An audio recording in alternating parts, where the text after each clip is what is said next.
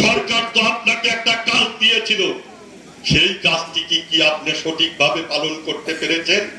সেই কাজটি কি সঠিকভাবে করেছেন?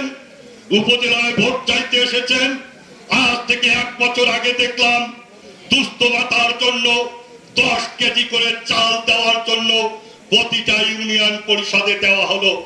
আমরা দেখলাম চন্দনপাট ইউনিয়নের দুস্থ মাতার সেই চালের বস্তা ভুট্টা বাড়ির মধ্যে পড়ে আছে।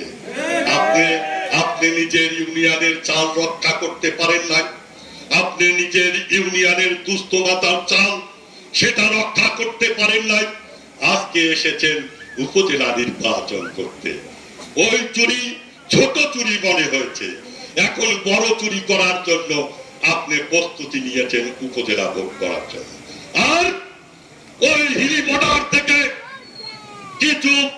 কিছু মাদক দ্রব্য চোরা কারবারি করে কিছু কালো টাকা করেছেন।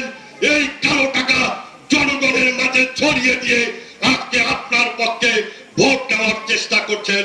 আপনাকে বলতে চাই, কালো টাকা দিয়ে আপনার পক্ষে জনগণ ভোট দেবে না, কথাটা বলে। যেহেতু দুস্থ মাতাকে রক্ষা করতে পারেন নাই, আপনি গরিবের চাল রক্ষা করতে পারেন নাই, যত কিছু করেন উপজেলার মানুষ আপনার কথায় ভুলবে না, আপনাকে ভোট দেবেন না।